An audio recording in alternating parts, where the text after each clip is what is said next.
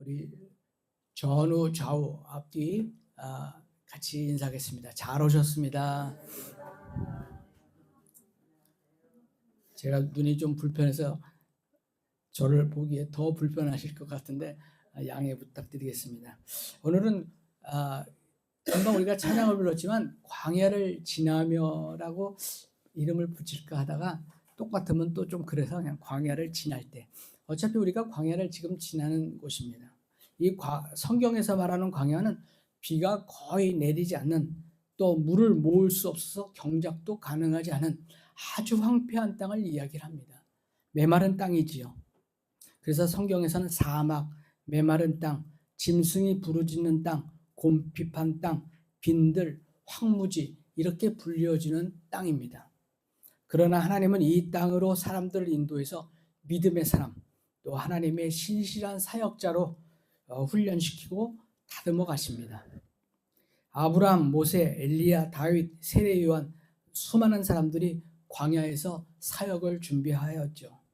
예수님도 40일간 광야에서 금식하면서 광야에 계셨습니다. 그러므로 이스라엘 역사에서 광야는 빼놓을 수 없고 또 지나가지 않으면 안 되는 아주 매우 중요한 의미가 있습니다.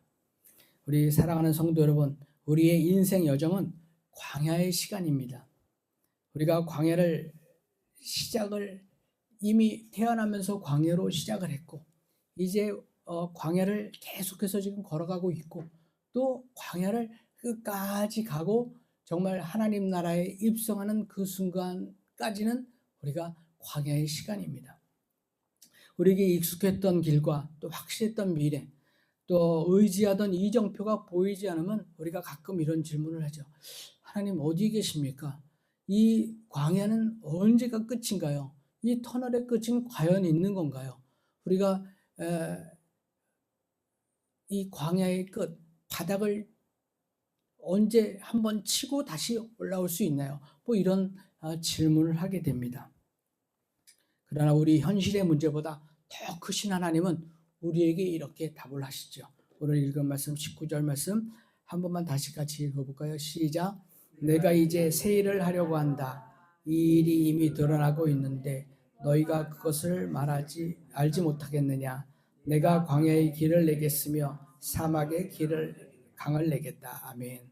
우리가 힘들다고 이 광야를 도시로 바꿔주십시오. 아니면 이 나를 도시로 이끌어 주십시오 라고 우리는 가끔 기도를 합니다. 아브라함의 조카 롯 보고 서로 부족이 이제 너무너무 커져가니까 같이 살 수가 없어서 아브라함이 하루는 롯을 불러다가, 야 롯, 너와 나가 이제 이렇게 같이 사는데 너무 서로 부족이 커지니까 한 지역에 살 수 없으니까 우리 이렇게 찢어지자. 네가 동으로 가면 내가 서로 가겠고, 네가 좌로 하면 내가 우로 가겠다. 이렇게 얘기했는데 롯은 딱 보니까 정말 지금으로 말하면 강남과 같이, 아니면 뭐 이태원이나 이런 것 같이 아주 화려한 도시 소돔과 고모라를 선택을 하고, 물론 아브라함은 그 반대쪽으로 선택을 하죠. 우리가 광야에 있다고 해서 우리를 하나님 이 광야를 도시로 바꿔주시든지 나를 도시로 보내주십시오라고 하는 기도가 우리에게는 인간적인 면에서는 꼭 나올 수밖에 없습니다. 그러나 하나님께서는 이러한 광야를 바꾸거나 없애주시는 것이 아니라 광야 한복판에 길을 내주시고 또 그 광야에 강을 내주신다고 말씀을 하고 계십니다. 이것이 복음의 역설이고 하나님의 섭리입니다. 광야에 대해서 첫 번째로는 하나님의 계획 안에 있습니다. 광야는 오히려 하나님께서 일을 하시는 무대가 광야입니다. 이스라엘 백성들이 애굽에서 나와서 광야에서 40년을 지낼 때 거기서 하나님과 함께하는 성막과 그 백성들을 같이 하나님께서 인도하시는 곳에서 하나님이 계셨던 것이죠. 오늘 말씀의 그 이사야서 그 배경은 이스라엘의 성전은 무너졌고 왕조는 끊어졌으며 약속의 땅은 더 이상 존재하지 않는 현실입니다. 그래서 회복의 가능성은 희박해졌고 미래는 보이지 않는 바벨론 포로라고 하는 역사적인 역사가 오늘의 현실입니다. 우리가 그래서 제가 가끔 우리가 지금 바벨론 포로로 있다라고 말씀을 드렸습니다. 그러나 하나님께서 바로 전에 말씀 너희는 지나간 일을 기억하려고 하지 말고 인 일을 생각하지 마라라고 하십니다. 우리 성도님들은 우리의 고난이 길어질수록 종종 과거로 돌아가서 이전에 받았던 은혜와 이전에 우리가 행하던 일들을 떠올립니다. 그때가 좋았는데 그때 뭐 이러이러했는데 이렇게 이야기하는 것이죠. 이스라엘 백성들도 출애굽 당시 이집트에서 있었던 일들을 이야기하면서 모세에게 불평불만을 쏟아놓지요. 야, 이집트에서 우리가 먹고 싶은 거 다 먹고 있었는데 여기서는 물도 없어서 우리가 목말라 죽나 보다. 배고파서 죽나 보다. 이렇게 이야기를 하는 것이죠. 이는 과거에 내가 살던 방식으로 현재의 하나님을 생각하게 되는 것입니다. 광야에서 출애굽의 기억보다는 이제 포로 귀환이라고 하는 상황에서 새로운 구원이 필요하므로 우리의 현재 고난 속에서는 하나님은 이제 우리에게 합당한 새 일을 해주시는 시간입니다. 7, 8년 전에 이제 투석을 시작하면서 당시 외래 9개까지도 다니면서 저는 잠시 실망도 하죠. 내가 왜 이렇게 됐는가? 내가 뭔가 하나님 앞에 들어야 할 말씀도 들어야 하고 또 내가 해야 할 일을 해야 되는데 안 해서 그런가? 뭐 하여튼 등등 그런 이야기를 생각을 하죠. 그리고 기도도 이제 습관처럼 이어져 나가고 있고 역시 병은 나아지지 않고 있고 말로는 설명할 수 있는 무언가가 여기를 꽉 차고 있었습니다. 그런데 어느 날 잘 모르겠어요. 그게 어느 날이라 딱 찍을 수는 없지만 한 2년 정도 지났을 때 내 마음에는 그 무엇인가 뭔가 이렇게 크게 아주 큰 역사나 기적이 일어나는 것이 아니라 잔잔한 평안이 나에게 오는 것입니다. 그러면서 내가 그렇게 기도를 합니다. 주님, 저 낫지 않게 해주셔도 괜찮습니다. 하지만 이렇게 지나가는 시간이 헛되지 않도록 도와주옵소서. 이런 기도가 나오더라고요. 그러니까 더 좀 뭔가 이렇게 평안하게 가는 겁니다. 그래서 그때부터 또 다른 출근이라는 표현을 가지고 사람들에게 이야기를 하죠. 나 또 다른 출근한다. 일주일에 16시간 정도를 또 다른 출근을 하면서 내가 그 시간이 헛되지 않도록만은 하나님 옆에 더 기도하고 나가는 것이죠. 순간 저의 마음속에는 정말 평안과 평화, 평강이 일어나면서 비로소 고난 속에서도 하나님이 함께 계시다는 것을 깨닫게 되는 겁니다. 그렇다고 기도를 안 한 것이 아니라 기도는 계속했죠. 저희 작은 꿈은 이 추석하는 사람들의 꿈인 이제 이렇게 신장 이식을 받는 거죠. 물론 저보다 더 오래되신 우리 김현주 성도님도 있지만 뇌사자 이식에 의해서 이제 신장 이식을 받는 거죠. 그런 기도가 나는 사실은 3번째입니다. 첫 번째 기도는 그러니까 3번째 기도부터 하면서 거꾸로 올라갑니다. 왜냐하면 그게 가장 급한 게 아니거든요. 사실은 나한테는. 그럼 저한테 제일 첫 번째가 뭐냐? 자연치유입니다. 하나님의 놀라운 기적이죠. 없어도 감사하고 있으면 더 감사하고. 두 번째 가운데 있는 두 번째가 뭐냐면 신기술이 발달해서 정말 지금 현재 신장 이식을 받으면서 만들어지는 각종 후유증과 합병증 없는 정말 신기술이 발달돼서 되는 그거죠. 아무튼 이런 기도를 하는데 하나님이 그런 기도도 물론 주시고 그 다음에 거기에 따른 평안도 주시고 그러면서 몸이 뭐 더 좋아지지도 않고 더 어떤 이벤트가 더 점점 생기고 현재 눈까지 이상해지고 이런 상황에서 제 마음은 그렇게 그 순간은 어떡하지 하지만 또 시간만 조금만 지나가면 하나님께서 그래 나를 무지막지하게 사랑하시는구나 이렇게 고백할 수밖에 없습니다. 이것이 광야의 길이 나는 순간이며 사막의 강이 흐르는 은혜의 물줄기의 시작이 됩니다. 광야에서는 설명할 수 없는 평안이 자리 잡고 이유를 알 수 없는 신뢰가 싹트며 이전에는 이해할 수 없었던 하나님의 뜻이 조금씩 받아들여지는 겁니다. 이는 고난이 우리를 강하게 만드는 것도 있지만 고난 속에서 하나님을 더 깊이 알게 되는 것이지요. 하나님을 아는 지식이 넓어질수록 삶을 해석하는 시야가 넓어집니다. 이제 우리는 광야를 지나는 동안 하나님의 타이밍을 배우게 되는 것이죠. 우리가 보기에 늦어 보이는 것 같아도 하나님은 가장 정확한 순간에 가장 적절한 시간에 우리에게서 어떤 길과 강을 내시면서 드러나십니다. 길이 너무 일찍 드러나면 우리는 하나님이 아닌 길을 붙들게 되죠. 이게 웬일이지? 이상하다. 누구한테 좀 물어볼까? 뭐 이렇게 되는 거죠. 또 길이 하나님 안에서 드러날 때 우리는 무엇보다 하나님을 신뢰할 수밖에 없습니다. 이제 상황이 바뀌어서 하나님이 변함없으시기에 어려운 상황 속에서도 우리는 찬양하게 됩니다. 이것이 성숙한 믿음이며 광야를 통과하는 성도에게서 흘러나오는 고백으로 어떤 폭풍도 이것을 무너뜨릴 수 없습니다. 광야 둘째는 만감이 교차하는 공간이지요. 기도해도 응답이 없고 말씀을 읽어도 그렇고 예배의 자리에서 눈물만 고일 뿐 기쁨이 회복되지 않습니다. 그러나 우리 성도 여러분, 하나님의 침묵은 부재가 아니라 준비입니다. 하나님이 일하시는 무대가 광야이기 때문에 하나님이 침묵한다고 하나님이 안 계시는구나가 아니라 준비하고 계시는 그 단계가 있는 것이죠. 그 침묵 가운데 새 일을 준비하시며 그 길은 우리가 예상하던 형태가 아닐 수 있습니다. 그러나 그 길은 반드시 생명으로 이어지는 길이며 약속의 길입니다. 하나님께서는 길을 찾으라고 명령하지 않으십니다. 야, 내가 길을 낼 텐데 그 길을 니네가 찾아봐. 이게 아니라 길을 찾지 말고 내가 그 길을 보여주겠다, 드러내겠다라고 하십니다. 우리는 그냥 가만히 있으면 됩니다.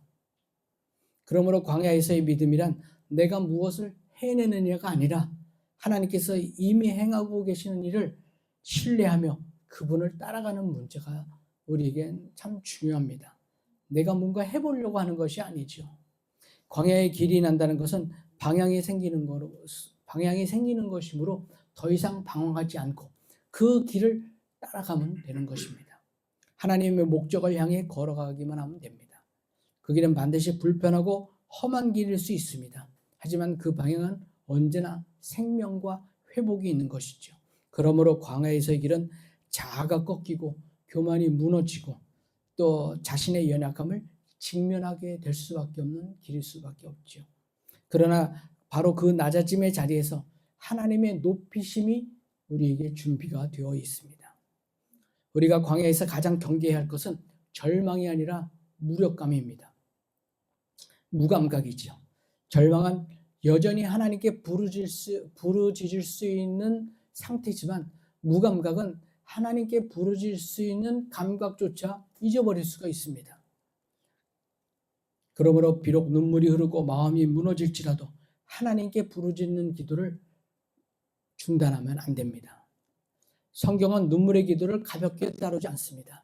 하나님께서는 우리의 눈물을 눈물병에다 담아서 보관하신다고 하십니다. 그리고 기억하시는 것이죠. 결과는 우리의 기대와 다른 형태일 수 있지만 결코 약속보다 작은 결말로 끝나지는 않습니다. 우리가 지금은 이해하지 못해도 훗날 뒤돌아보면서 그 광야가 없었다면 내가 이 자리에 지금 이렇게 하나님께서 나를 인도해서 이 자리에 서 있을 수 없다라는 결론이 나올 것입니다. 그러므로 우리의 광야는 전혀 무의미하지 않고 그리스도에 동참하는 자리가 되는 것이죠. 우리의 눈물은 주님의 눈물과 맞닿아 있었고 우리의 한숨은 주님의 중보 안에서 하나님께 상달됩니다. 그래서 광야는 신앙의 후퇴가 아니라 오히려 신앙의 본질을 찾아가는 은혜의 자리가 되는 것이죠. 또한 이제 함께 걷던 이들이 하나둘 없어지고 자신의 신앙을 이해해 주는 사람이 없습니다. 혼자 걸어가는 것이죠. 그러나 우리는 성경에서는 단 한 번도 성도가 홀로 광야를 걸어가는 것을 허용하지 않습니다. 구름 기둥과 불 기둥은 단 한 번도 우리를 떠난 적이 없습니다. 우리가 쳐다보지 못할 뿐이지요. 광야에서의 한마디의 말씀이 하루를 버티게 합니다. 만나는 하루 먹을 양만큼의 양식을 주시는 거죠. 그 다음 날까지의 만나를 준비하지 말라고 하는 것입니다. 내일의 은혜를 미리 쌓아두지 않는 이유는 날마다 하루하루 순간순간 하나님을 찾게 하기 위한 이유가 되는 것입니다. 광야에 대해서 말씀드렸고, 이제 오늘의 두 번째 말씀, 광야에서 길과 강을 내시는 하나님을 만나시기 바랍니다. 오늘 아까 읽었지만 19절 말씀에서 다시 한번 제가 읽어드릴게요. 내가 이제 새 일을 하려고 한다. 이 일이 이미 드러나고 있는데 너희가 그것을 알지 못하겠느냐. 내가 광야의 길을 내겠으며 사막의 강을 내겠다. 이제 우리는 다시 이 말씀 앞에 서게 됩니다. 하나님께서는 새 일을 하시려고 하는데 그것을 우리가 볼 수 있는 믿음이 필요한 거죠. 이 선언은 과거형이 아니고 이 순간에도 진행되고 있는 하나님의 진행형 놀라운 역사가 이루어지는 것입니다. 우리가 느끼지 못해서 우리가 보이지 않아서 없는 것이 아니라 하나님의 새 일은 이미 시작되었고 반드시 드러날 것입니다. 그러니 우리 사랑하는 성도 여러분은 오늘 이 광야 같은 삶의 자리에서 눈을 들어 하나님을 바라보시기 바랍니다. 우리는 언젠가 이 광야를 돌아보며 또 은혜의 자리를 우리를 하나님께서 인도하셨구나 라는 것을 항상 느끼시고 또 그렇게 되는 것을 우리는 바라볼 수 있습니다. 그래서 고난이 시작되자마자 우리는 즉각적인 변화가 나타나기를 원하지만 하나님께서는 그 고난 속에서 길이 나타나기 전에 먼저 길을 누가 내시는가를 알게 하시는 것이 중요합니다. 그러니까 길을 낸 걸 우리가 보는 것이 아니라 그 길을 누가 내주셨는가를 우리에게 알려주시는 것이 하나님의 먼저 하신 일이죠. 그러니까 길을 내고 강을 흐르기 전에 먼저 생명의 근원이 하나님께 있음을 깨닫게 합니다. 이 순서는 우리를 참된 신앙으로 이끌어 가시는 하나님의 섭리이시죠. 우리 성도 여러분은 혹시 광야 한가운데서 길이 보이지 않고 물도 없고 또 마음이 지쳐있는 자리에 계시나요? 그렇다면 이 말씀을 붙들고 사시기 바랍니다. 우리가 아직 깨닫지 못했을 뿐 하나님께서는 이미 길을 내고 계시고 또 이미 강을 흐르게 하고 계십니다. 하나님께서 내시는 길과 강은 우리가 한눈에 볼 수 있는 지도로 보이는 것이 아니지만 가끔 한 걸음씩 정도밖에 희미하게 보여주질 않습니다. 그러나 우리로 하여금 현재의 순간순간마다 하나님을 신뢰하며 나아가게끔 우리를 이렇게 이쪽으로 이동하게 하고 저쪽으로 이동하게 하고 하나님이 우리를 만드시는 과정인 것이죠. 그래서 하나님께서 내시는 길은 십자가의 길과도 분리되지 않습니다. 예수님께서 영광으로 곧장 나아가시지 않고 고난과 고통과 죽음이라는 광야를 통과하시고 이제 부활이라고 하는 새로운 하나님의 놀라운 역사가 일어나는 것이지요. 광야의 길을 내시고 사막의 강이 흐르는 것은 생존의 문제입니다. 하나님께서 성도의 삶을 겨우 유지하게 우리를 유지시켜주는 그런 수준이 아니라 우리에게 충분히 넉넉히 차고 넘치도록 주시는 복을 우리는 느끼시기 바랍니다. 그래서 생명의 통로가 되는 것입니다. 세 번째, 광야의 길은 결국 예배로 이어집니다. 처음에는 상황을 바꾸기 위한 기도로 시작을 했지만 마지막에는 하나님을 하나님 되게 하는 예배로 우리는 마치게 되어야 합니다. 길을 내셨는데 이거 누가 만들어줬지? 고마워, 그냥 걸어가자, 이게 아니라 그 길은 하나님이 만드셨고 그 길을 걸어가는 광야에서의 우리의 처음과 끝은 예배로 이어져야 되고 그 예배로 우리는 하나님을 하나님 되게 열심히 하나님 앞에 기도해야 됩니다. 이것이 신앙의 성숙이며 고난이 우리에게 선물하는 가장 큰 은혜요 은총입니다. 예배는 더 이상 조건이 아니라 우리 존재의 고백이 되고, 찬송은 문제 해결의 수단이 아니라 하나님을 향한 사랑의 표현이 됩니다. 마침내 하나님께서 내시기를 걸어가면서 우리는 고백합니다. 광야는 우리를 버리는 그런 장소가 아니라 우리를 다시 빚기 위한 하나님의 장소였음을 우리는 고백합니다. 사막에 흐르는 강의 근원은 언제나 하나님이심으로 단지 목을 축이는 것이 아니라 우리를 새로운 생명을 주시기 위함입니다. 길을 내셔서 우리는 우리의 발걸음을 인도하는 것이고, 물은 우리의 생명과 연결되는 것이죠. 물을 안 먹으면 죽을 수밖에 없습니다. 이사야서의 말씀은 개인의 차원을 넘어서 공동체의 회복을 향한 하나님의 비전이기도 합니다. 그래서 교회는 광야를 피하는 공동체가 아니라 광야 속에서도 하나님의 길을 따라 걷는 공동체임을 우리는 믿어야 합니다. 서로의 짐을 나누고 서로의 눈물을 닦아주며 아직 길이 보이지 않는 이들에게 우리가 그 길을 가르쳐주고, 거기서 우리가 생명의 근원인 물을 주는 하나님이 우리에게 있다라는 것을 알려주는 것이죠. 그러므로 교회는 완성된 사람들의 모임이 아니라 광야를 지나며 하나님의 은혜로 살아가는 사람들의 모임이 되는 것입니다. 우리 사랑하는 성도 여러분, 광야의 여정이 길어질수록 우리는 점점 더 분명한 사실 하나는, 그것이 길의 유무가 중요한 것이 아니라 그 길을 누가 내시는가, 그 뒤에 누가 계시는가, 우리를 인도하시고 우리의 생사화복을 주관하시는 분이 누구인가라는 걸 우리는 깨달아야 합니다.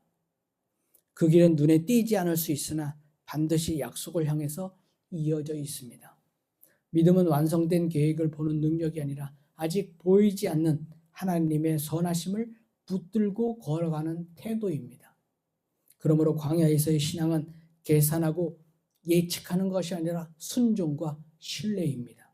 비로소 우리는 생명의 유일한 근원이 하나님이심을 배우게 되는 거죠. 이 과정은 고통스럽지만 동시에 가장 복된 하나님의 은혜입니다. 광야를 지나가는 동안 우리는 고통과 고난과 정말 수많은 아픔도 있을 것이고, 아주 나날이 눈물이 고이는 날밖에 없을 수도 있습니다. 이 깨달음 위에 세워진 신앙은 흔들리지 않습니다. 그러면 이전보다 더 낮아진 형태이지만 이전보다 더 단단한 믿음으로 우리를 세워주시는 것이죠. 그러므로 오늘도 믿음으로 한 걸음 한 걸음을 내딛으십시오. 그 걸음 위에 하나님의 길과 강이 드러날 것이고, 그 길 위에서 우리는 하나님의 신실하심을 다시 한번 찬양하게 될 것입니다. 오늘 이 말씀 앞에서 우리의 마음을 하나님께 올려드리기를 원합니다. 혹시 여전히 길이 보이지 않는다면 그 길이 보이지 않음 속에서도 하나님을 신뢰하겠다고 고백한다면 더 놀라운 은혜와 은총이 있습니다. 예수님께서 보지 않고 믿는 자가 더 복되도다, 이런 말씀을 하셨어요. 그러니까 우리가 하나님께서 길과 강을 내셔서 그걸 드러나게 하시는데 그걸 보고 우리가 걸어가면 그것도 은혜요 은총이지만, 그거를 우리가 발견하지 못했다 하더라도 하나님을 신뢰하고 나간다면 우리에겐 더 큰 은혜와 은총이 우리를 기다릴 것입니다. 그러한 고백 위에서 하나님의 새 일이 시작될 것이고, 광야는 더 이상 절망의 상징이 아니라 하나님의 신실함을 증언하는 그러한 장소가 됩니다. 광야를 통과하는 우리 모든 성도들은 이후 다른 이들의 광야의 길을 가리키는 증인이 되어야 합니다. 야, 그 광야에서 길이 여기 있어. 이 하나님과 이 예수님을 우리는 믿어야 돼. 그거밖에 우리가 살 길이 없다라는 것을 증언하는 증인이 되어야 합니다. 자신이 받은 위로로 다른 이들을 위로하며 자신이 경험한 하나님의 신실하심을 증언하는 사람이 되기를 주님의 이름으로 축원합니다.